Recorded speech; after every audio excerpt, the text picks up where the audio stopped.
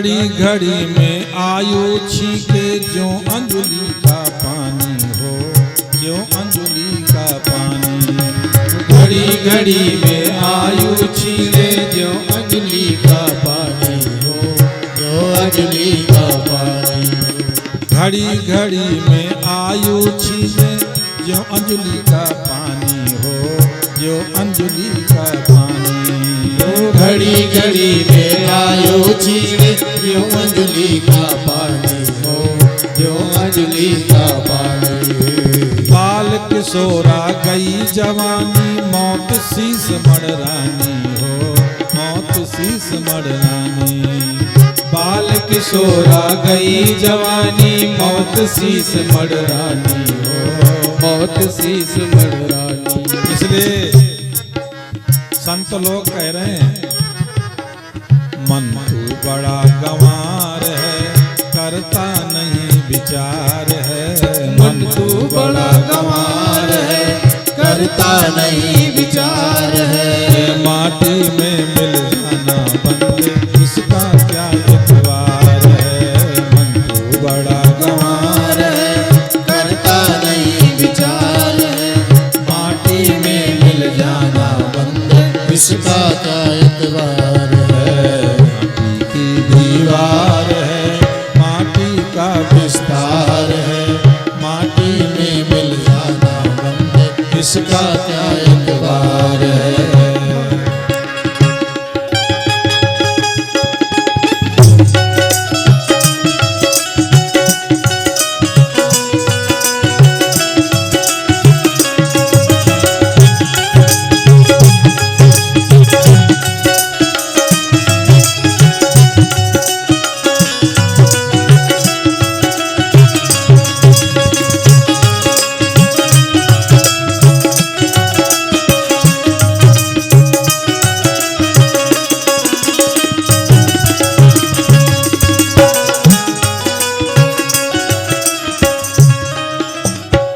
और देखिए भजन की लाइन।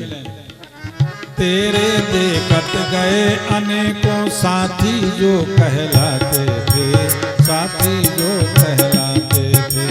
तेरे देखत गए अनेकों साथी जो कहलाते थे, साथी जो कहलाते थे। तुम्हारे आसपास तो तुम्हारे साथी थे, तुम्हारे देखते देखते कितने चले गए।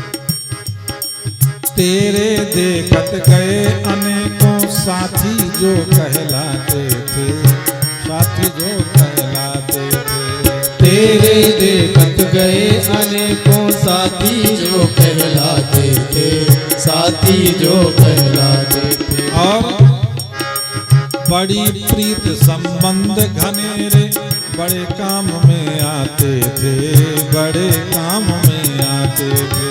बड़ी प्रीत संबंध घनेरे बड़े काम में आते थे, बड़े काम में आते थे। वो कहाँ चले गए?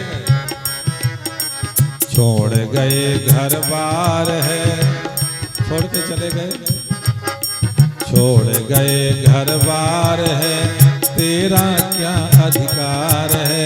माटी में मिल जाना बंदे, इसका क्या एतबार है। छोड़ गए घर बार है, इसका क्या एतबार है। माटी में मिल जाना बंदे, इसका क्या एतबार है। माटी की दीवार है, माटी का विस्तार है। माटी में मिल जाना बंदे, इसका क्या एतबार है। माटी की दीवार है,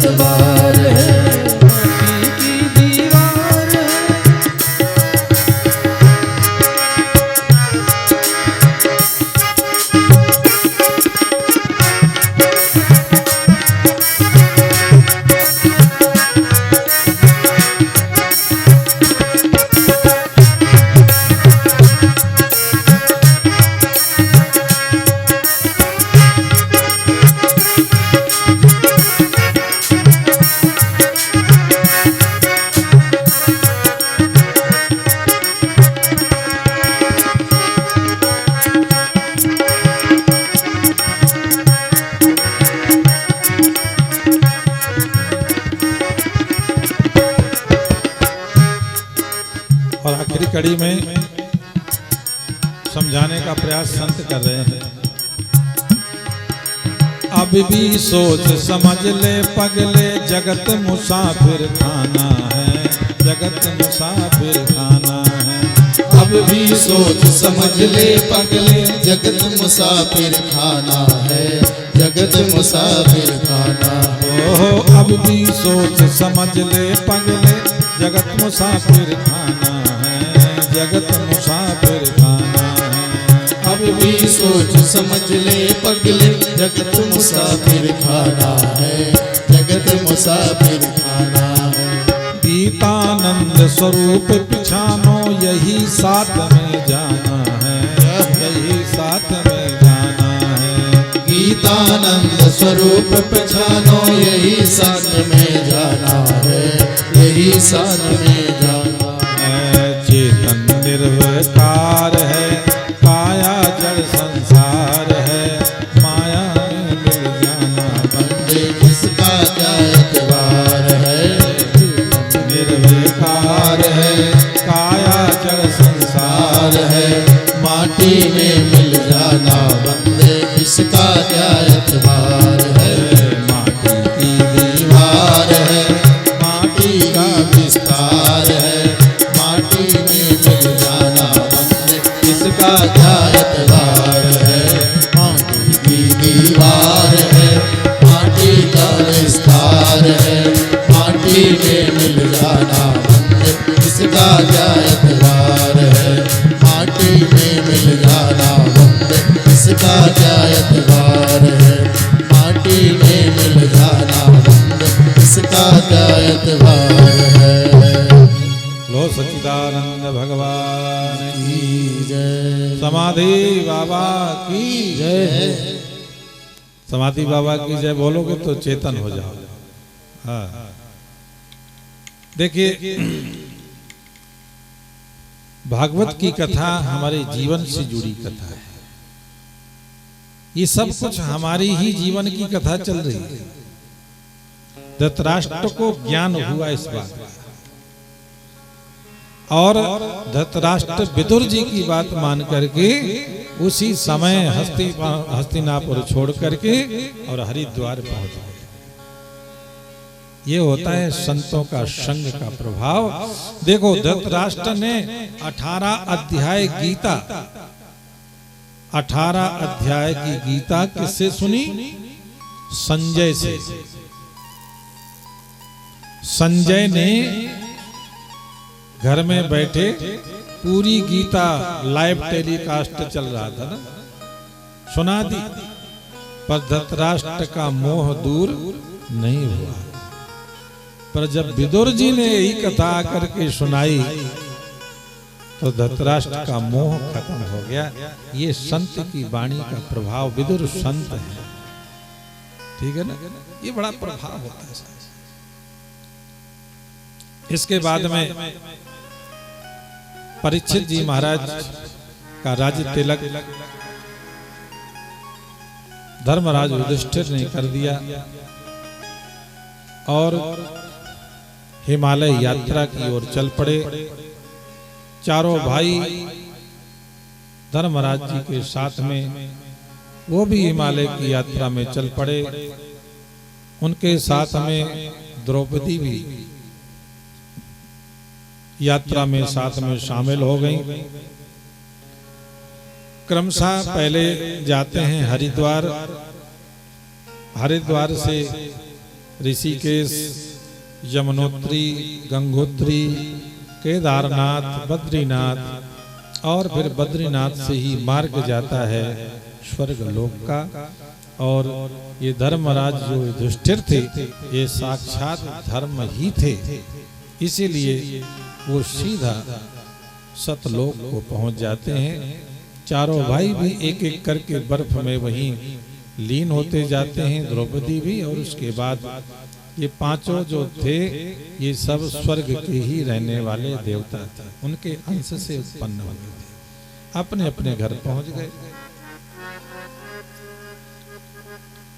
इसके बाद में परीक्षित महाराज ने बहुत वर्षों तक राज्य किया और एक दिन उनकी शासन काल में कलयुग का आगमन हो गया और कलयुग आते ही अपना प्रभाव दिखाना शुरू कर दिया। देखा कि अचानक दृष्टि पड़ी महाराज परीक्षित की, तो एक बैल और गाय को देखा। गाय और बैल डर की वजह से, भय की वजह से भागते हुए महाराज परीक्षित की तरफ आ रहे थे और एक बड़ा सा डंडा लिए, बड़ा सा काला सा निषाद जैसा, और डंडा लेकर के गाय और बैल को पीट रहा था। और वो भयभीत होकर के रक्षा के लिए महाराज परीक्षित के पास में आए। परीक्षित ने कहा, क्या हो गया भाई, क्यों डरे हो? कह लगे महाराज रक्षा करो। देखा कि वो डंडा लेकर के कलयुग पीछे पड़ा था।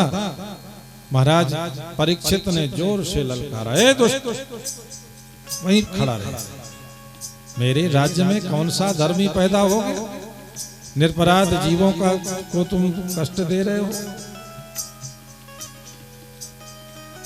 जैसे ही बाण निकाला और मारने के लिए ही कलयुग को डांटा जो है, उसी समय कलयुग कि जो सतयुग त्रेता द्वापर में बहुत यज्ञ करके दान करके मुक्ति मिलती थी, इस कलयुग में तो महाराज थोड़ा सा समय लगा करके अगर प्रभु के नाम का भजन कीर्तन कर लो तो ये राम नाम से ही मुक्ति हो जाती है। कलो केशव कीर्तनाथ, कलयुग में भगवान कृष्ण का कीर्तन कर लोगे तो ही मुक्ति हो जाएगी। इसीलिए परीक्षित महाराज ने कलयुग को नहीं मारा और कहा, भाई तुम मेरी राज्य से निकल जाओ, बस बाहर चले जाओ। तो उसने कहा, महाराज आप तो चारों दिशाओं में आपका राज्य है, जहां मैं जाऊंगा वहां आपका ही तो राज्य होगा, तो इसलिए मुझे अपने राज्य में कहीं बैठने की जगह तो दे दो। तो परीक्षित महाराज ने कहा, जाओ, द्यूतम पानम स्त्रिया सोना यत्र धर्म चतुर्विदा। परीक्षित जी ने कहा, मैं 4 जगह तुमको बता रहा हूं। द्यूतम, जहां जुआ खेल रहे हो लोग वहीं जाके बैठे। कह लगे कैसे बैठेंगे महाराज, जुआ में क्या करेंगे? कहे झूठ के रूप में बैठ जाना, झूठ के रूप। द्यूतम, जहां जुआ होगा वहां झूठ होगा, झूठ कपट तो होगा ही ना। जहां जुआ होता है वहां झूठ से ही लोग जीतते हैं। आप अगर सत्यवादी बन के जुआ खेलोगे तो हार के ही आओगे, और जो झूठे लोग होंगे वो जीत जाएंगे। ठीक है ना? तो कहा कि झूठ के रूप में बैठ जाना भाई। फिर दूसरा स्थान बताया मदिरा पीने वाले, जहां लोग मदिरा पी रहे हो वहां जाके बैठ जाना। कह लगे महाराज जहां मदिरा पी रहे होंगे लोग वहां कैसे बैठेंगे? तो कहने लगे मदिरा पीने वाले जहां मदिरा स्थान हो वहां तुम बैठ जाना अहंकार के रूप में, और जहां पीने वाले बैठे होते ना फिर उनकी कहानी सुनो। रिक्शा चलाने वाला भी जब पी के बैठता है ना, फिर उसके जैसा कोई महाराज उस क्षेत्र में पूंजीपति नहीं मिलेगा। माने सबसे अमीर आदमी फिर वही है, शेर खान पूरा। ऐसी ऐसी बातें करता मिलेगा पी कर। इसलिए कलयुग वहां आके बैठ जाता है, फिर लोगों से बड़बड़ा करके खूब बोलना, झगड़ा कराना। तीसरा स्थान बताया कि जहां झगड़ा हो रहा हो, लड़ाई झगड़ा जहां भी हो रहा हो, ठीक है ना, वहां जाके बैठ जाना। कहने लगे लड़ाई झगड़ा में जाके कहाँ बैठ जाएंगे तो वहां क्या करेंगे? कहा बैर के रूप में बैठ जाना। बैर झगड़ा कर रहे होंगे दो लोग शांत कराने आएंगे पर तुम बीच में बिड़ जाना, चाहे जितना कोई मना करे पर हवा दे देना और खूब। अब आप देख लो एक कलयुग का प्रभाव, दो व्यक्ति लड़ रहे हो तो ऊपर से आप अगर बच के नहीं जाओगे ना, संभल के नहीं जाओगे तो लड़ने वाले तुम ही पहले शुरू कर देंगे। और चौथा स्थान बताया व्यभिचार स्थान, वहां तुम काम के रूप में बैठ गए।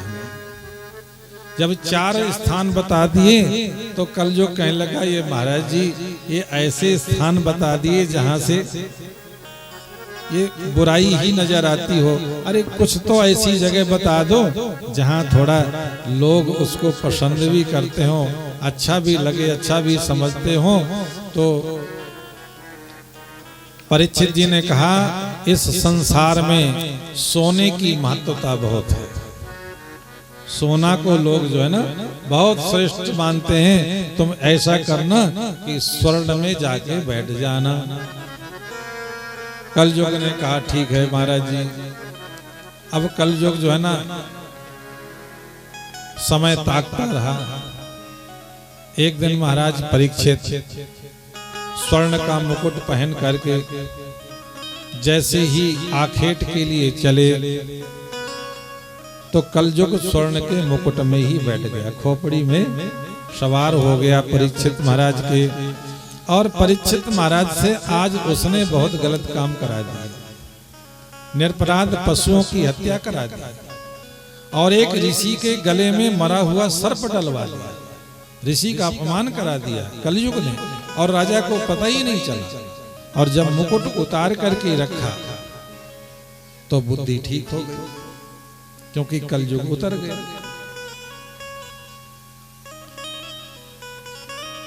राजा परीक्षित को बहुत कष्ट हुआ, क्योंकि धर्मात्मा राजा थे। जो भक्त हैं ना, जो धर्मात्मा लोग हैं, उनसे अगर कभी गलती हो जाती है तो उनको पछतावा भी बहुत होता है। महाराज परीक्षित ने भगवान से प्रार्थना करते हुए कहा, प्रभु इसकी सजा मुझे आज ही मिलनी चाहिए जो मैंने अपराध किया है। इतने में श्रृंगी ऋषि ने देखा कि मेरे पिता के गले में एक राजा ने मरा सर्प डाल लपेट दिया है। बड़ा क्रोध आया और हाथ में जल लेकर के श्रृंगी ऋषि ने श्राप दिया, इत लंघित मर्यादाम तक्षका सप्तमे हनि दक्षति स्म कुलंगारम चोदितो में तद्द्रोहम। इत लंघित मर्यादा, जिसने भी इस मर्यादा का उल्लंघन किया है मैं उसको श्राप देता हूं कि आज से 7वें दिन ये मरा हुआ सांप तक्षक बन करके और इसको डसेगा और मृत्यु हो जाएगी। ये श्राप दे दिया। जब शमीक ऋषि को पता चला तो शमीक ऋषि ने अपने शिष्य को भेजा महाराज परीक्षित के पास में और कहा, जाओ राजा को बता दो कि तुम्हें ब्राह्मण का श्राप लगा है और कोई अपना उपाय करो। 7 दिन में मृत्यु हो जाएगी सांप के काटने से। जैसे ही शमीक ऋषि के शिष्य ने समाचार दिया, परीक्षित तो सुन करके बड़े प्रसन्न हुए कि भगवान ने मेरी प्रार्थना सुन ली, मुझे अपने किए हुए का दंड मिल गया। मुझे बस उसी समय अपना मुकुट महाराज तुरंत उतारा और अपने पुत्र जनमेजय के सर पर वो मुकुट धारण कराया, तिलक कर दिया और परीक्षित महाराज हस्तिनापुर छोड़ करके निकल पड़े। श्री गंगा जी के तट पर महाराज परीक्षित बैठते हैं और वहीं भगवान का नाम जप करने लगे। ऋषि मुनि आते हैं, सत्संग प्रारंभ होता है। जब उनसे समाधान नहीं हुआ तो परीक्षित जी ने भगवान श्री कृष्ण का स्मरण किया। कृष्णम वंदे जगत गुरु। भगवान कृष्ण ने वन में बैठे हुए ध्यान में श्री सुखदेव जी को प्रेरणा दी, सुखदेव गंगा के तट पर मेरा भक्त बैठा हुआ है, आप जाओ अपने मुखारबिंद से श्रीमद् भागवत की कथा सुना करके और उसको 7 दिन में मुक्त कर दो। भगवान श्री कृष्ण के आदेश को पाते हुए श्री सुखदेव जी महाराज शुक्रताल आते हैं। महाराज परीक्षित ने श्री सुखदेव जी महाराज को प्रणाम किया, उनको आसन दिया, उनकी पूजा की और उसके बाद में उन्होंने प्रश्न भी किया कि पुरुषे यत्कारम प्रियमाणस्य सर्वथा। गुरुदेव, मृत्यु की अवस्था आ जाए तो जीव को क्या करना चाहिए? यच्छ्रोतव्यम अथो जप्यम यत् कर्तव्यम नृभि प्रभु। एक प्रश्न है कि गुरुदेव, जब मृत्यु की अवस्था आ जाए तो जीव को क्या करना चाहिए? किसका जाप करे, किसका ध्यान करे, किसका कीर्तन करे? तो सुखदेव जी महाराज बड़े ही सुंदर भाव से महाराज परीक्षित को कहते हैं, परीक्षित, मृत्यु की अवस्था आ जाए तो जीव को ये 3 काम करने चाहिए। तस्मात् भारत सर्वात्मा भगवानीश्वरो हरि श्रोतव्यः कीर्तितव्यश्च स्मर्तव्यश्चेच्छता भयम्। एतावान् सांख्ययोगाभ्याम् स्वधर्म परनिष्ठया जन्मलाभा परः पुंसाम् अन्ते नारायण स्मृति।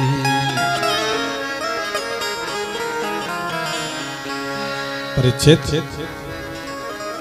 मृत्यु की अवस्था आ जाए तो जीव को बस यही 3 काम करने चाहिए, बाकी सब कुछ छोड़ दो। श्रोतव्यः, भगवान की कथा सुने लगातार।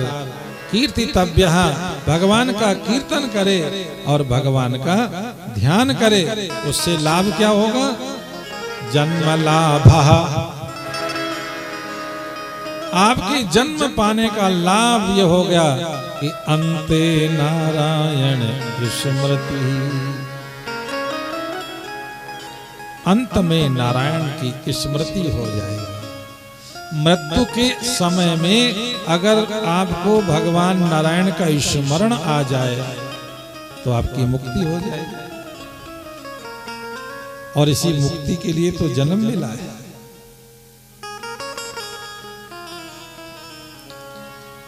और कृपा करते हुए श्री सुखदेव जी महाराज ने राजा परीक्षित को भागवत कथा सुनाना प्रारंभ किया।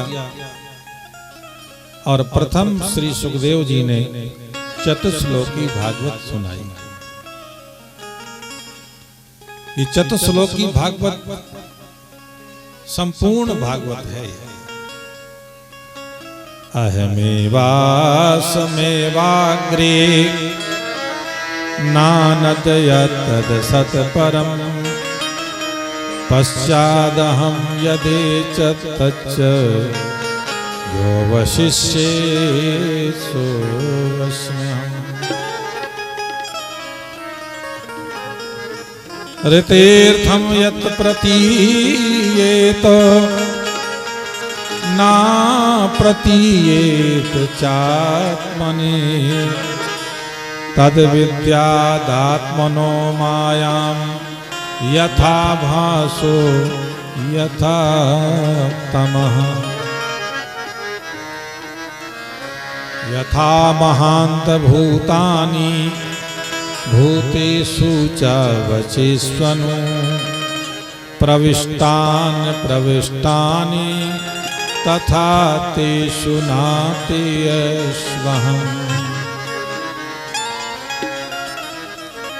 एतावदेव जिज्ञासं तत्त्वजिज्ञासा सुनात्मना अन्वय व्यतिरेकाभ्याम यत् स्यात् सर्वत्र सर्वदा। यह है चतुश्लोक भाग। अहम एव सदमेवाग्र आसु। सुखदेव जी कहते हैं राजन, भगवान श्री नारायण ब्रह्मा जी को प्रथम में ये मंत्र देते हैं। सृष्टि की रचना से पहले ब्रह्मा जी को ज्ञान भगवान नारायण ने ये 4 श्लोकों वाला ज्ञान, ये चतुश्लोकी भागवत जो भगवान के मुख से निकले हुए वचन हैं, इसलिए इनका नाम पड़ा भागवत पुराण।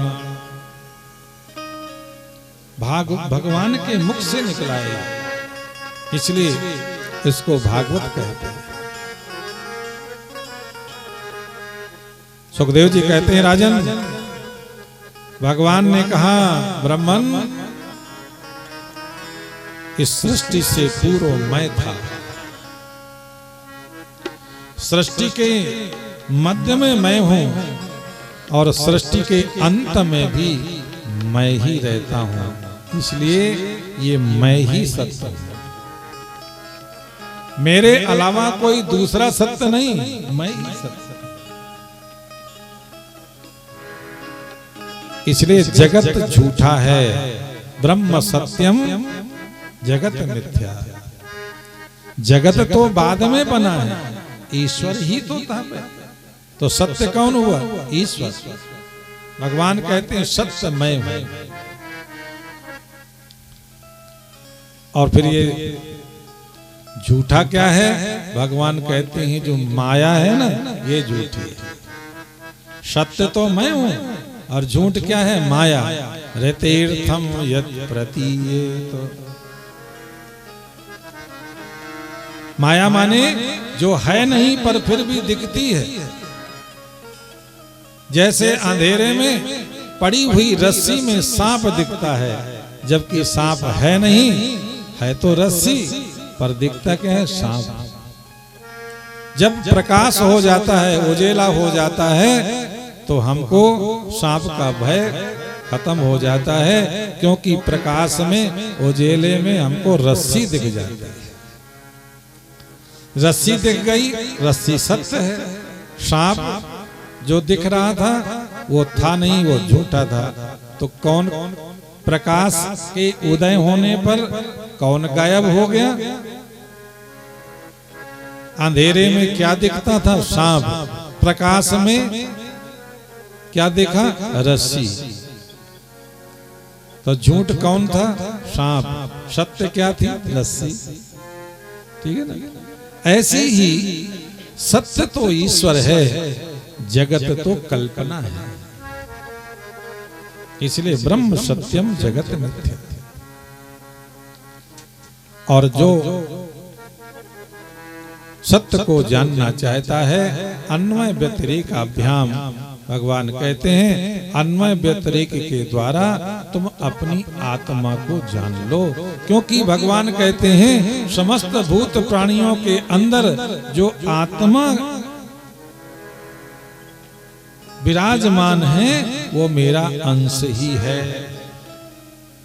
तो आत्मा के रूप में मैं ही सबके अंदर रहता हूँ। तो अगर जानना है मुझे तो अपनी आत्मा को जान लो। जिसने अपनी आत्मा को जान लिया उसने मुझे जान लिया। ठीक है? इसलिए अन्वय व्यतिरेक की प्रक्रिया से भी आप अपने आनंद को, आत्मा को जान सकते हो।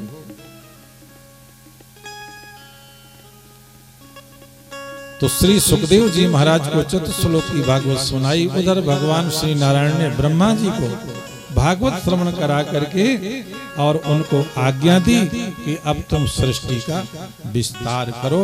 उसके बाद में चतुश्लोकी भागवत श्रवण करके श्री ब्रह्मा जी ने भगवान श्री नारायण के आदेश अनुसार इस जगत की रचना की।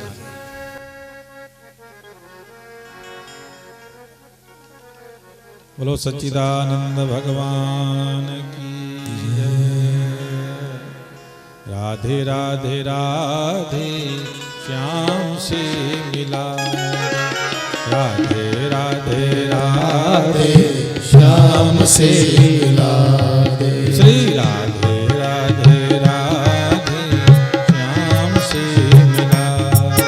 श्री राधे राधे राधे श्याम से मिला दे।